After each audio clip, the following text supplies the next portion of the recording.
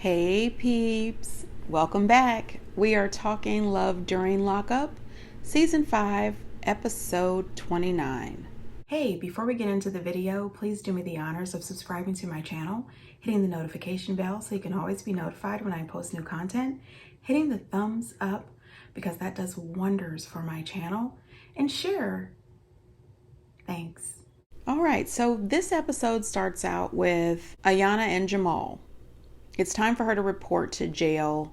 However, she's still the same old Ayanna. She hasn't learned anything from the experience with Zoom court. She is running behind. She has not gotten everything organized for both of her children, for her family who are going to be taking care of the children while she's in jail, serving her 15 days in prison. Her jail turns out to be a jail that she's able to bring her own personal items, her own toothbrush, her own comforter, her own bras and underpants, all of these things. She has not gotten these things together. So last minute, she needs to run into the store to pick up all of these items, arriving to jail 30 minutes late. She's on the phone talking to her boyfriend. The only thing she's thinking about is the fact that she's not going to be able to talk to Jamal. She's hoping that somehow they'll be able to connect with someone via three-way and they'll be able to have a conversation. She's disrespectful to her family members, her mother, trying to get her off to the prison in time. I don't feel sorry for her at all. You would think saying goodbye to her kids, she would be thinking to herself, I will never drink and drive or be high and drive again. This is the consequences of my actions because of my behavior and my attitude. This is what has driven me to be away from my children for the next 14 to 15 days. I need to do better. I need to improve, as a mom, as a daughter, as a friend. But no, none of that is running through her mind at all. The only thing that she is thinking about or cares about is Jamal, which blows my mind, not only as a lady, but as a mom and as a daughter. It blows my mind to think the only thing that matters to her is this inmate who used to be her best friend's boyfriend, who has 4 baby mamas and 6 children. It's just a lot. Ayanna, listen, I don't know if you'll ever hear this, but you have potential. There is so much more out in this world besides Jamal. You have got to think, what kind of role model are you for your children? Set a better example. Be more than what you are currently. This is ridiculous. And treat your mom better. Show some respect to that lady. She gave birth to you and she's raising your son. Shantae and True.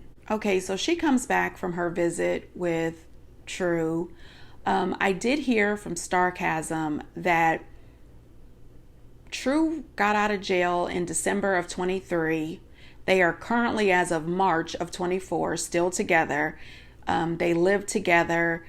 Unfortunately, there has been some woman allegedly in True's life and something went down between them, and now this lady has a restraining order against him. He is not allowed to come within 50 feet or 500 feet of this woman. He should not be calling, texting, threatening, showing up at her job. All of this is alleged. According to Starcasm, this is, facts according to them. Who is this lady? Was she a lady that he was dating? A lady that he fell in love with, that he couldn't let go of? Shantae, to me, she's telling her kids about the situation that happened when he met up with her parents. They need to talk. He lied a little bit. I said, what is really happening here? I realize that you are someone who wants love. You want your fairy tale ending. Millions upon millions of men and women throughout the world, they want that fairy tale love story. They want their happy ending. But you can't just accept anything. She does explain to us that she was SA'd when she worked at a hotel. I hope that those 2 people, those monsters who SA'd her, are in jail for the rest of their life. She says that after this happened, she was broken, and that is so understandable. But True was there for her. More than anything, Shantae, I wish for you love, happiness, peace, and healing. I wish for you therapy, not truth. There is nothing truthful about this man, and I feel that you are in a place of desperation. You just want to say, I have a man, for the sake of having somebody. That'll never work. You will never be fulfilled if you are just dealing with anything, accepting anything. You deserve better. Your children deserve better. This is not cute in any way. I hope that this lady gets some therapy. I hope that she is healed, healthy, and happy so that she can be a healthy, happy, full parent for her children. And I also hope that you find the true love of your life. But I'm telling you right now, it is not true. You deserve better than this. You are clearly being used. And that man is going to suck every bit of life out of you if you allow him to do so. At some point, you have to snap out of it, wake up, and realize you are being used, you are being played, and that is not cute. Moving on, Tenny and Rob. So Rob is getting out of jail, and Tenny I'm sick of her. Girl, you need help. Mental help. First of all, she was upset because he didn't call her, and he wasn't talking to her through the camera. And I said, what the fuck? You're upset because this inmate who has complete control over you was not calling you and not watching you through the camera. Him yelling at her kids about eating on that couch and her being okay with it really pissed me off. Your children have been watched. That's stalking, in my opinion. There's no way in Sam hell that a guy from prison who you dated for a couple of months in high school, then all of a sudden became pen pals and then married him while he was in prison, should ever be watching you and your children 24 hours a day. That is stalking. That shows that he is controlling and insecure as hell. But it also shows that you are insecure as well, and not quite all the way there. Nothing would have me allow any man, even if he was their father. You are in jail. You and your jail buddies, your jail cronies are not going to be watching me and my children 24 hours a day. You even have a camera in your bedroom. This dude is watching you sleep. This is a no-go. And then telling you and the kids this is a security measure. What security measure? How the hell is some dude who is 4 and 5 hours away, trapped behind walls and gates and barbed wire fences, going to be able to help and support you and protect you from jail? He's not. Okay? Something is wrong with him. I think she's going to be in for a world of hate. And it's something about the fact that you allow him to have you in the house being watched, and you are a stay-at-home mom. You are not independent. You should have still got a job. You should be out there working so that you can support yourself, so that if anything should happen, you would still be able to walk away because you got your own. You have to be able to stand on your own 2 feet. I just couldn't. I'm sorry. I do realize everybody wants love. Everybody wants attention. But no, not at the expense of my children. No. And every time her kids called him daddy, I just wanted to throw up a little bit. Absolutely not. Absolutely not. We leave off with them jumping out the car to run up to give him a hug because he's getting out of jail.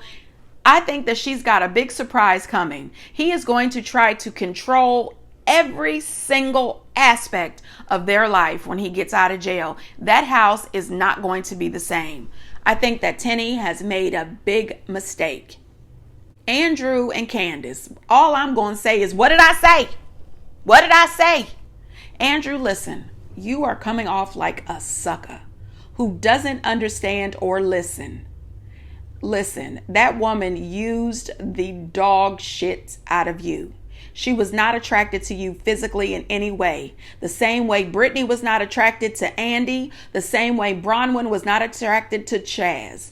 But what they are attracted to is all the things that you can buy for them, all the things that you can give them. Absolutely not. That girl was telling him in every way possible, except for just coming right out saying it. I am not attracted to you. You are not getting the sex. I don't want to ever have the sex with you. I'm not doing it. Okay, another thing, Andy with all the touching and hugging and carrying on, you're too needy, dude. You're too needy. I didn't like that either. But still, the woman was clearly using you, and she tried to pretend like she wasn't. Andy says, this love was real. You do still love me, don't you? This wasn't just a prison thing. And she says, oh no. I said, Andy, don't be dumb. She's lying. As soon as production asked her, she says, with a smile on her face, she wasn't interested in Andy at all. She says that she didn't really have to use him for all these things. He was willing to give it to her. Who's going to turn down all these things? She never wanted Andy. I said, Andy, you just asked her to marry you the day before, and she said yes. Now, all of a sudden, her anxiety is acting up. I said, that's the same shit that happened with Brittany. That is the same thing that was happening with Bronwyn. Come on now. Brittany wanted to get rid of Andy as fast as she could because she needed a fix, and that's my opinion. I think the same thing with Candace too. I think Candace needed a fix real quick. And the fact that when she gets to this home and she says that, it's too much, they can't be together right now, all this crap. He gave her that phone charger. He let her keep the ring and the apartment. I said, Andy, what the fuck? When she told him when they were down the street from the home that they couldn't be in a relationship, I said, Andy, just get in your truck and pull off. Let her walk to where she needs to go. The way that I would have gotten in that truck, headed back towards the apartment in the hopes that the rental office was still open so that I could let them know that there is no need for us to have this apartment anymore. I would have called the furniture place and said, I just bought this furniture yesterday. Is it possible that I can return this shit? I would have packed up everything that I ever purchased for her. She would have gave up that ring. I would have turned that phone off, and I would have gotten my butt back in that truck and drove the 36 hours back to New Jersey. Andrew, you are coming off as a pure D sucker. And I told you that from the start. I know you don't listen through the TV because you can't hear me. And I know this is pre-recorded, but Andrew, you should have some good sense and know that this is a bunch of bullshit. The girl was using you clearly. And then when she calls her friend, I didn't see any anxiety in that phone call. She's talking to her friend, and the only thing the friend could think was, oh my God, you just dropped the bag. You could have got everything out of Andy. Andrew, listen, boy, you are an idiot. You really are. And I don't feel sorry for you. You had plenty of opportunities to wise up. The girl used you, and now she's got the apartment and the damn cell phone and the ring. Boy, you are a nut. I can't. Rick and Samantha. Now, Rick is a plumb damn fool. I could tell Rick did not want to be married to Samantha, but he did it anyway. Ricardo picks him up, takes him over to the courthouse so they can say I do. Then Ricardo was nice enough to decorate the car with just married. I said, people probably think y'all two just got married. Anyway, I think Ricardo is the nicest dude. I really do. I like that Ricardo. Anyway, she has no income, no money, no nothing. And she wants to get out of jail and, start a jewelry line and write a book. First of all, who wants to read your damn book? Who are you, Samantha? The 4-time DUI queen? Nobody who has been arrested for DUI 4 times has shit to say to me. Anyway, maybe she's going to make a prison recipe book. Shit, I don't know. Anyway, I'm sick of it. Okay, they're arguing back and forth. Over expenses. He doesn't have this money. She doesn't have any money. She doesn't want to get out of jail and get a job. I said, you know what? It's not too late to get an annulment. Y'all have not had the sex. This marriage has not been consummated. Get an annulment. Not only that, she says, well, if I don't get in trouble, I'm going to get out of jail in about 4 months. It's 2024, and currently she is still in jail. She has gotten in trouble again. I hope that Rick wises the hell up. Sandy calls. Remember I said on my last video, Sandy would have been a better option for him. Should Sandy probably go to a rehab? Probably, because I think Sandy drinks a little too much. But Sandy looks like she has employment. Rick, you're messing up. You're messing up, and I'm sick of it. I don't feel sorry for you, Rick. You chose to marry her. Last but not least, Joey and Michael. Joey, listen. Joey meets up with Michael's mom and stepdad. They pretty much let Joey know that for the last 18 years, Michael has been in and out, in and out, in and out of jail. High all the time.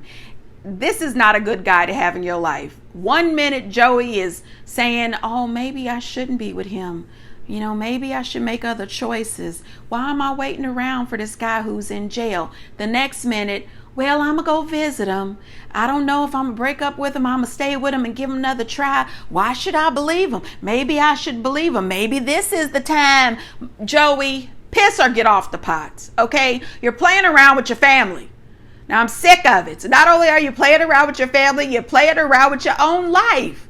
You and Michael do not belong together. Michael is a lifer. Okay, he is going to be doing the drugs. He is going to be in and out of jail, in and out of jail, in and out of jail. He already told you how many times or how many dudes he has hooked up with since he's been in the jail.